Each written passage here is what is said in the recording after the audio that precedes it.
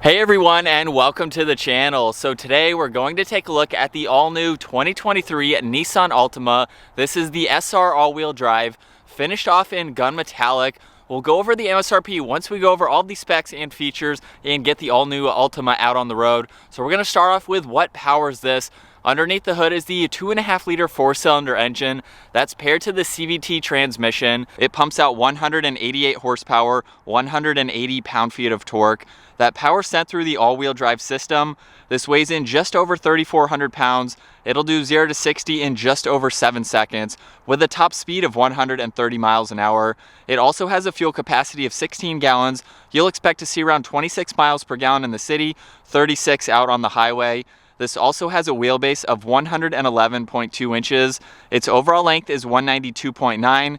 It has a width of 72.9, a height of 57.4, and its ground clearance measures in at 5.4 inches.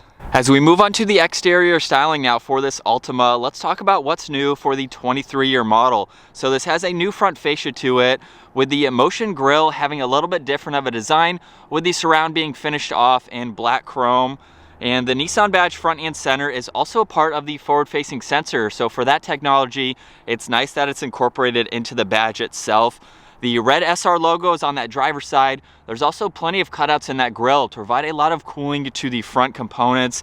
This even has a set of LED headlights, DRLs, and turn signals, which are now standard. I think they have a great design to them. The housing is also very thin, matching with all the bodywork very nicely. And with the black trim that's just underneath the headlight housings, it makes them blend in much nicer. And that trim piece goes all the way down to the lower section of the grille. So it definitely gives it a unique design. There's also some plastic trim pieces on each side, and then some subtle lines coming down the hood. So the grille is the main focus for the front end of this car, but everything blends together very, very nicely for this redesign. Now, as we work our way to the side for this SR model, this has a set of 19-inch wheels.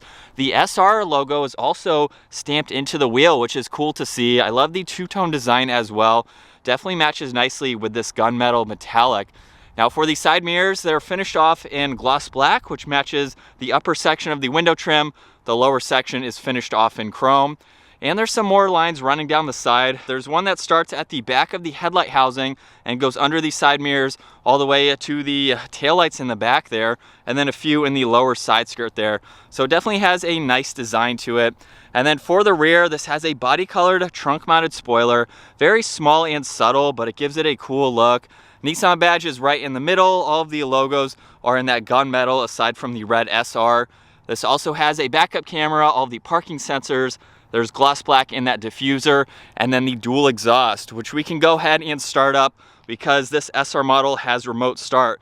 So by locking it and holding on this button, you will hear it start up. Really nice feature to have. You can also shut it off for whatever reason by using that button as well. And then by unlocking it, I can use the button on the key fob to gain access to the trunk, or the more convenient button is just underneath the Nissan logo there. And with this opened up, there's a lot of space for this family style sedan. Definitely a lot of room with the back seats up. Underneath the floor, if I lift this up, you'll see there's some components for the spare tire, with the spare tire being just underneath this. You could use it for a little bit more storage space if you needed to. And then you can fold the back seats down. There's a tab on each side. So just by pulling on that, they will fold down, and you can see that gives you a lot more interior space for any larger items that you may have. Now this does not have a power trunk, but it is super lightweight. So you can just grab the outside of it and easily close that up. As we move on to the back seats now, the interior has a very nice design. You'll see the leather and the dual color stitching on the armrest. There's even some piano black surrounding the window control. We have the speaker and a little bit of storage in the lower section. There's even some leather on the back there and a little bit of plastic on the upper section, but for the price, that's to be expected. Now for the interior, full leather for the seats, along with more of that dual color for the stitching, which I think is a cool accent to see. Now at 5'10", as I work my way into the back, I have the front seat set at my height, plenty of room for all of my legs, both my legs there. There's some auxiliaries right in the middle, even a storage pocket behind that passenger side. And right in the middle is the armrest with 2 cup holders if you need to use that. Plenty of visibility too for your backseat passengers. It's very open feeling in the back. And as far as headroom goes, at 5'10", my head is just up against the headliner, but it's very spacious and roomy. I could have 2 other people next to me and be very comfortable in the back of this Altima. So I really like the practicality of this. Being a family style sedan, you have plenty of room for those passengers. Now for the driver interior, you'll see even more of that dual color stitching on the back section there, all the window controls, side mirror adjustments. There's even a nice trim accent that goes off of that release handle. You'll see another speaker and even more storage space in that door. And for the front seats, just like the rear, more of that stitching, perforations running down them. They are also automatic, so all of those adjustments are down on the side. And it's just as easy to enter these front seats. It's a low car. The door opens up very wide, so I actually have to reach pretty far to do that. But it gives you plenty of space, of course, to enter and exit. And with this steering wheel completely covered in solid leather, there's more of that stitching. Let's fire this back up though. With my foot on the brake, that button is down below. We can bring this back to life. And you'll see on the gauge cluster, on the left side is the tach and the engine temperature. On the right side is the fuel level and the miles per hour. And with the LCD screen right in the middle, you actually have a lot to go through using the controls over on the left side, where you'll also notice volume and tuning adjustments. So by using those arrows, currently you can see the speedometer and some averages. If I scroll down, there's a blank page. And if I go up one, now you can actually pull up the compass and still see your miles per hour. If I scroll over again, there's the fuel economy, so you can go through all that information. You can even look at your TPMS, and then you have some more trip information. You can pull up that compass again. You have your music. You can even pull up the standard safety features, so the forward collision, blind spot, and the lane keeping assist. And the last one is various settings to go into, just depending on how you'd like to set this up and all of that general information. So it's nice to have all of that front and center, very large screen too, so it's easy to read. Now over on this right side, you'll notice the cruise control settings. There's even Bluetooth and voice commands. Even though this is a CVT, it does have paddle shifters, which we will test once we get this out on the road. And there's even more of that trim in the lower section of the steering wheel to give it a great look. Now over on this left side, you can release the trunk. There's also dimmer switches for the gauges and the trip reset. There's one air vent. There's even more of the dual stitching on the cover for the gauge cluster, so that is nice to see. And then all new for the 2023 year model is this 12.3-inch screen. So currently you can see the music right now. Over on this left side, if I push on this upper section, that is for any notifications.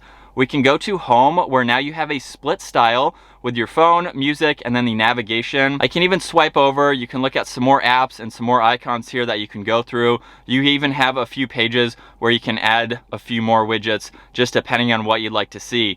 Now over on the left side, there's nav, so we can pull that up in full screen. There's a shortcut to the music along with your phone when you have that paired. And then the last one, pushing on this cube here, brings up all of these icons that you can further go through, so you can easily adjust all this info as needed. So it's a really nice system. I love the graphics, how quickly it goes through all this information too. So it is a nice update for sure.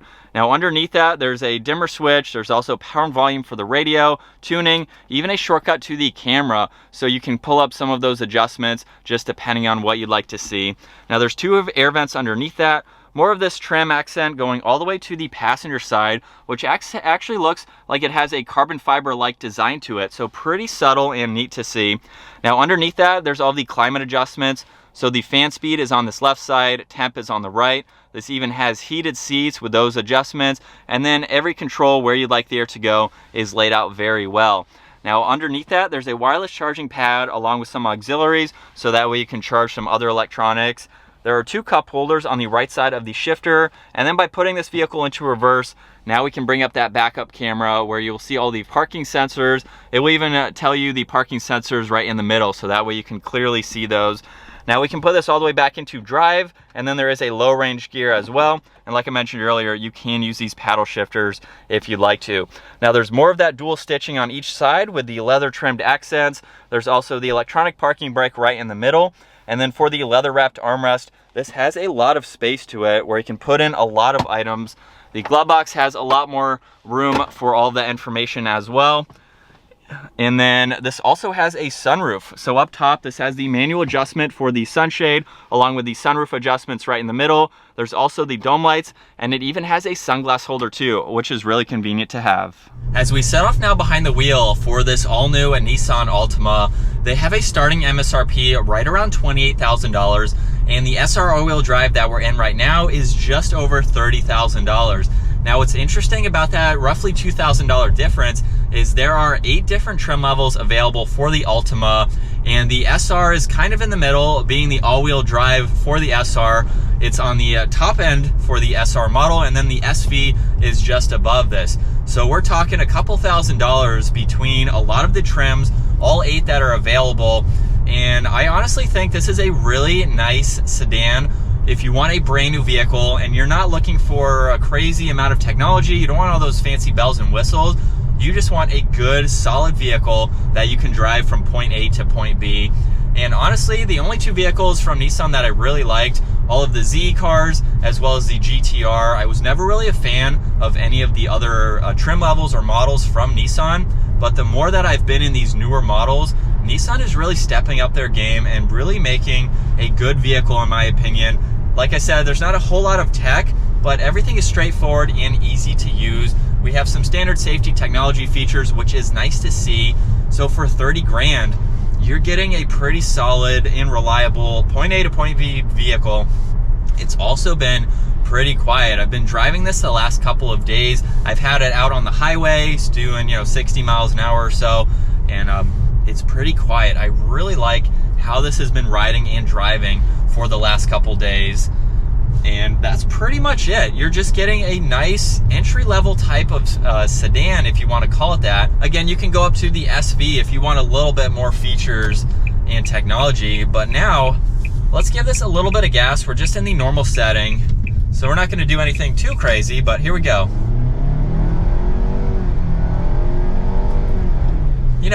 It's pretty peppy.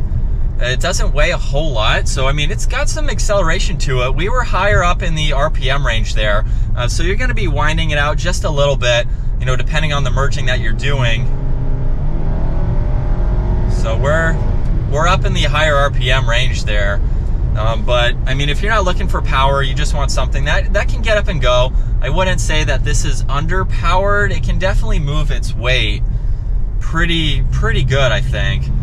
And then the other thing that's interesting to see with the CVT, I can actually push on the minus, which is how you downshift if you'd like to do that. So I'm going to go down to where it shows me I'm in 2nd gear on the gauge cluster. And the paddles are actually pretty responsive. I feel like it's kind of weird. I've seen other vehicles that have the CVT transmission that do offer the paddle shifters as well. If you're not familiar with those, basically you can use those to shift gears yourself. It's still a normal automatic. You don't have to do anything different with the gas or the brake there. But let's say you're going 40 miles an hour, you're out on the highway or a road, and you need to pass, you need a little bit more power. You can push on the downshift paddle there, or the minus paddle, give yourself a little bit more power in a lower gear, and you can get up and move. So I am impressed with the power that it has. Again, it's not a performance-oriented sedan by any means. And we'll give it another acceleration, pedal to the floor. Even coming around a turn, that's pretty solid. I am impressed with some of the handling characteristics that this Altima does have to offer. Even taking that turn, we have the all-wheel drive system. So that is going to give you a little bit more grip. You can get front wheel drive if you're not looking to spend the extra money for all-wheel drive. But if you live in an area where you might need it, it's definitely an option to go with if that is what you're looking for. So a look from this angle at the interior, I think it is very nice. There is a little bit of plastic that you can see on the dash here. I'm not sure behind this, it might be plastic wrapped in the leather there, but nonetheless, you're spending 30 grand, you're not getting all those extra bells and whistles and some of those types of materials. But we have leather on the steering wheel, we even have the leather seats, a little bit of plastic up under here.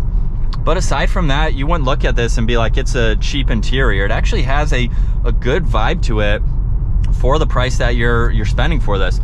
And the dual stitching, or the dual color stitching, is definitely a nice upgrade and a nice touch for this, as well as that infotainment system.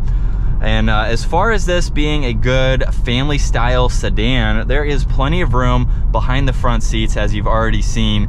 So you have a practical and a good size sedan that you can definitely daily drive. You can put a lot of seat time behind the wheel of this car.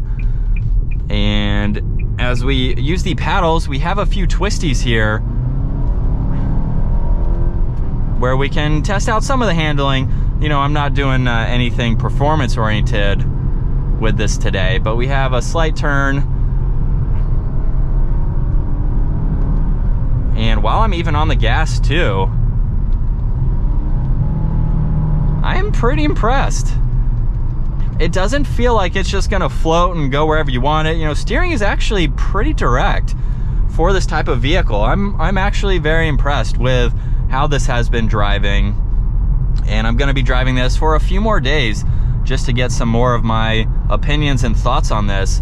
So if you have any comments or questions, I will definitely have a good bit of seat time behind the wheel of this Nissan Altima. So what do you think? Pretty much a $30,000 Nissan sedan.